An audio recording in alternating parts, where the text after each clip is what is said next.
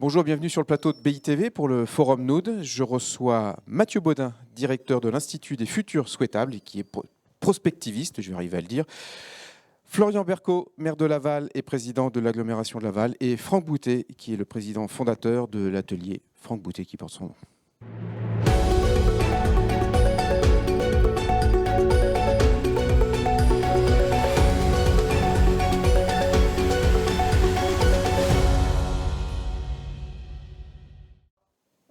Messieurs, bonjour. Vous venez d'avoir une table ronde sur usage, architecture et composition urbaine. Quel mode d'emploi pour une ville réussie? Vaste débat. Je vous propose qu'on en discute pendant une petite dizaine de minutes et pas qu'on refasse la conférence. Mathieu Baudin, je vais commencer par vous. Vous avez questionné notamment la ville sous 3 angles, les 3 A. Abandonner, améliorer, adopter. Détaillez-nous ce concept-là. C'est pas tant la ville que l'époque. On est dans une période d'entre-deux temps. On a un monde se meurt, un autre tarde à apparaître, le disait Gramsci déjà en son temps. On voit que tous les jours, il y a des monstres qui apparaissent. C'est peu dire si l'actualité on est le refuge. Mais il y a aussi des exploratrices et des explorateurs qui prennent le large. On est dans un moment peut-être de renaissance. Et dans ces moments d'entre-temps, il y a une méthode, puisqu'on a beaucoup parlé de méthode, peut-être qui pourrait être utile, c'est les 3 A. C'est abandonner quelque chose qu'on fait, qu'on a pris l'habitude de faire, mais qu'on ne veut plus voir dans le monde dans lequel on aimerait vivre. Ça marche pour la ville, ça marche pour les promoteurs, les architectes, pour les médias, comme vous, ça marche pour les politiques peut-être. Le deuxième, c'est améliorer quelque chose qu'on fait, mais qu'on peut mieux faire. On est beaucoup en termes de R&D, d'innovation sur ça actuellement dans les industries, même dans le monde politique. Et le troisième A, c'est adopter quelque chose de nouveau et voir si ça nous plaît. Expérimentons, expérimentons, expérimentons encore, qui pourrait être le motto de cette transition, voire de cette métamorphose. Messieurs, je me tourne vers l'architecte et vers l'élu. Comment vous recevez cette méthode? Franck? Alors d'abord, je ne suis pas architecte. Ah oui, c'est vrai. Je suis ingénieur. J'ai pas le droit de dire ça. Non, je suis ingénieur et de fait urbaniste depuis le Grand Prix de l'urbanisme en 2022. Voilà. Bon, grand Prix donné à un non-urbaniste d'ailleurs, un ingénieur qui a, peut-être ça joue d'ailleurs avec la méthode que vient de présenter Mathieu, ce prix c'est une reconnaissance plutôt pour l'intérêt en fait, d'apport extradisciplinaire dans l'enrichissement d'une discipline. Donc quelque part on est dans cette idée de l'hybridation, de la transmutation, où peut-être on peut inventer les choses quand on essaie de répondre, quand on n'est pas finalement initialement dans cette discipline. Donc ça, je ne sais pas si c'est de l'ordre de abandonner, améliorer ou adopter, je dirais peut-être plutôt adopter, mais j'aime bien cette idée que finalement l'invention elle se trouve dans les entre-deux, dans les franges, dans les confins un peu non cartographiés, et que c'est la rencontre de ces mondes qui fait que quelque part, on est capable d'inventer quelque chose de nouveau, parce qu'on a quand même besoin d'inventer quelque chose de nouveau, même si je suis tout à fait d'accord. Il faut évidemment faire le tri entre ce qu'il faut conserver, ce qu'il faut abandonner. Il y a toujours des basculements, hein, même si on prend le monde de l'immobilier et de la construction. Il y a un moment où on dit, tout ce qui est passé, ça ne marche pas, parce que les enjeux de la transition écologique, ça fait qu'il faut faire des bâtiments super performants, économes en tout. Et donc, avant, comme on ne savait pas, ça ne marche pas, donc il faut détruire et refaire. Aujourd'hui, on a inversé complètement en disant, il ne faut plus jamais rien démolir, il faut toujours faire avec ce qui est avec. En fait, ce basculement, comme ça, d'une pensée unique à une autre pensée unique, il n'est certainement pas très bon. Peut-être qu'il faut se dire, par défaut, il faut conserver et faire avec un existant, mais parfois, il faut aussi démolir. Donc, voilà, je suis assez en phase, finalement. Bon, je ne connaissais pas la méthode des 3 A dite comme ça, mais finalement, c'est cette attitude un peu d'aller rechercher qu'est-ce que, dans notre héritage, il faut... on peut imaginer pouvoir faire passer à l'avenir, ou à un moment, qu'est-ce qu'il faut abandonner de cet héritage parce qu'on a fait fausse route, parce qu'on a fait fausse route à des moments. Et vous, Florian? Oui, c'est un triple A qui me va bien, sans doute bon pour la France, évidemment. Moi, je fais partie de ces maires qui assument cette étiquette de maire rénovateur et pas de maire bâtisseur au sens des années post-guerre. Je crois qu'on est dans cette époque où on doit voir le monde avec ses propres défis. Et j'ai repris les fables de La Fontaine en disant qu'on passe d'un monde peut-être très chêne, mais qui a des racines profondes, une histoire très clairement, mais le chêne est fragile face aux tempêtes, aux aléas, et à ce monde incertain dans lequel on est. Et je crois que l'époque est justement plutôt à l'ère des roseaux. Comment on fait ensemble, de manière coopérative, publique, privée, ingénieur, solutionneur, explorateur. Moi, je crois à cet état d'esprit où on a des défis à relever ensemble. Et c'est comme ça qu'on régénère, qu'on transforme, qu'on fait bifurquer, pour reprendre des néologismes, et qu'on améliore finalement la qualité de vie dans nos villes. Parce que l'enjeu, c'est vraiment, avant l'urbain, l'humain. C'est comment on vit mieux tous ensemble. Et ça me semble être un défi. On a besoin, et la table ronde l'a démontré, plus de méthodes, d'utopie, de prospective et de changement culturel, plus que de solutions techniques qu'on a toutes et tous. On sait faire la ville ou la voiture bas carbone, la maison bas carbone, tout ça, on sait le faire aujourd'hui. On a beaucoup de qualificatifs qu'on entend, une ville mixte, durable, inclusive, décarbonée. Enfin, je peux multiplier les qualificatifs. Mais pour un maire, c'est quoi une ville réussie ?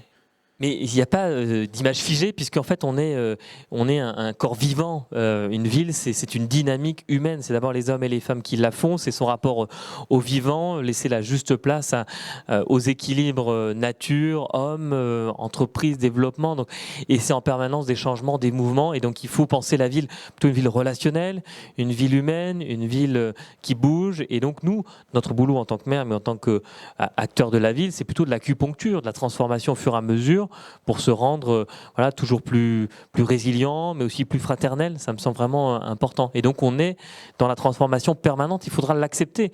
Et je pense qu'on est dans cette ère des 30 transformatrices. Après les 30 glorieuses, les 30 rugueuses, c'est les 30 transformatrices qui nous attendent. On est dans ce bouillonnement-là qu'on doit faire avec le plus de raison et en embarquant le plus de monde. Et peut-être que la méthode est aussi de partir du plus fragile, de celui qui est plus loin de nous, pour imaginer et améliorer la ville. Mais l'existant est déjà là. Donc c'est pour ça que j'assume le mot rénovation. Et Franck, pour un non-architecte, ingénieur et néo-urbaniste, c'est quoi une ville réussie ? Parce que vous participez à la transformer, vous aussi. Oui, mais justement, en fait, pendant la table ronde, je pense qu'on n'a pas complètement répondu à la question, mais peut-être que la question, en fait, n'était pas la bonne question. C'est-à-dire que ça dit quel mode d'emploi. En fait, on a tous dit qu'il fallait pas vraiment un mode d'emploi. Il faut plutôt une méthode et une façon de cheminer agile, capable en permanence de penser la réversibilité, etc. Pour une ville réussie, alors il y a un moment, il y avait toujours ces utopies, d'ailleurs autour des utopies vertes. On projetait en disant finalement, peut-être qu'il faut complètement tout changer, réinventer. On voyait des images d'ailleurs sur les écoquartiers, où les écoquartiers, quand on voyait des perspectives d'écoquartiers, les écoquartiers étaient toujours verts et il y avait toujours du soleil. Et en arrière-plan, on voyait la ville existante qui était toujours grise, où il pleuvait. En fait, on avait l'impression que finalement, voilà, le passé, c'est ce que je disais tout à l'heure sur la question de conserver de l'héritage, etc. Le passé, c'est quelque chose qu'il fallait finalement oublier, enfouir, et il fallait s'inventer des nouvelles utopies, et les écoquartiers représentaient cette utopie. En fait, dans nos pays, dans nos villes, parce que ça concerne toutes les villes d'Europe, on renouvelle très peu la ville. On est dans des histoires urbaines déjà très anciennes, donc les villes existent. On a en général quand même tous des démographies extrêmement faibles. Ce que je dis, évidemment, n'a aucun sens dans un pays dans un pays émergent avec des démographies de dingue. Hein. Mais en tout cas, très peu de démographie. On parle de l'Europe occidentale. Histoire urbaine ancienne, ça fait que la ville de demain, elle est déjà là. Et il faut faire avec. Donc, j'aime bien ce que dit Florian sur l'idée qu'un maire, un élu, un décideur aujourd'hui, en fait, est un décideur transformateur, parce qu'il faut faire avec ce qui existe. Il faut transformer, adapter, corriger, soigner d'ailleurs, parce qu'en fait, j'ai l'impression aussi que finalement, les acteurs de la ville, on est devenus des soignants d'un milieu physique, donc des territoires, des bâtiments, avec l'idée évidemment aussi de pouvoir apporter du soin aux populations. Et donc, en fait, oui, on est bien dans cette histoire de la transformation. Après, par contre, tu disais, je ne suis pas un maire bâtisseur. À l'inverse, moi je pense que tu as tout à fait raison d'être un maire transformateur, mais par contre, à l'inverse, il y a aussi des discours de maire anti-bâtisseur. Et ça, je pense que c'est pas du tout une bonne idée. C'est-à-dire que l'idée de non, mais ils ont été réélus souvent, ça a marché. Mais je suis pas sûr que ça marche la prochaine fois. Mais du coup, c'est l'idée un peu de la ville, c'est pas si bien que ça. Il faut pas continuer à construire, il faut pas continuer à densifier, il faut pas continuer à accueillir. Restons entre nous. Et donc, il y avait cet exemple comme ça assez effrayant de la commune de Rosny-sous-Bois, commune du Grand Paris, qui va accueillir une gare du Grand Paris Express. Et en fait, le maire se vante d'avoir bloqué des permis de construire. Il y a des panneaux dans la ville, donc affichage public, qui disent on est très fiers, on a réduit alors je ne sais plus le chiffre annoncé, je pense que c'était 66% en fait l'obtention des permis de construire. Sous-entendu, voilà, on va rester entre nous et ça va aller très bien. Or, la solution, elle passe par la ville, la solution de la transition écologique, quelle que soit la taille de la ville. C'est-à-dire qu'à un moment, on a trop misé sur l'hypermétropolisation. Les métropoles, c'est très bien, les grandes villes, c'est bien, les villes moyennes, c'est bien, les petites villes, c'est bien, et même d'ailleurs le village, c'est aussi une entité qui fonctionne bien pour se mettre ensemble et fabriquer du commun. Mathieu, à défaut de mode d'emploi, la méthode et votre regard, vous, sur cette ville de demain? En tout cas, la ville de demain, à mon avis, ce soit la méthode ou plutôt une attitude, parce qu'on n'en a pas parlé aussi, mais il y a une attitude par rapport à l'avenir qui, quand elle est bien faite, libère le présent. Si on ouvre un peu les possibles, normalement, ça libère un présent qui est un peu engoncé, tétanisé, on est apeuré. Pour le coup, on a du mal à imaginer que demain puisse être vraiment différent. Moi, à mon avis, je ne sais pas de quoi demain il sera fait, pour le coup. Je sais par contre ce qu'il pourrait être à la faveur de ce qu'on sait faire ici et maintenant tous ensemble. Et remettre du vivant au cœur de nos villes comme de nos vies, c'est à mon avis quelque chose de l'ordre de l'intelligence humaine pour survivre dans un monde qui de toute façon sera différent. Donc remettre du vivant au cœur, vivant c'est du végétal, mais c'est aussi un rapport, nous, humains, à la nature pour symbiose, pour faire une symbiose. C'est pour ça que le mot de vivant, je l'ai dit, c'est un signal faible qui est apparu depuis 7-8 ans. On n'avait pas ce mot-là avant. On avait humain, nature et environnement pour séparer les choses. Vivant, c'est peut-être la promesse de vivre dans un équilibre nouveau dans lequel on pourrait s'épanouir. Dernière question que je vais élargir à vous trois, mais je vais commencer par vous, Mathieu. Dans la science-fiction, on projette toujours une vision de la ville dystopique. Enfin, c'est toujours une catastrophe. Vous êtes directeur de l'Institut des futurs souhaitables. C'est quoi la ville souhaitable pour le futur? Déjà, la science-fiction, elle est sinistrée que depuis l'après-Seconde Guerre mondiale. Parce qu'à la fin de la Belle Époque, au 19e siècle, Jules Verne, il crée des dystopies, mais son éditeur ne les prend pas, parce qu'il sent que ça va être intéressé pour personne. Personne ne veut imaginer que demain est moins bien qu'aujourd'hui.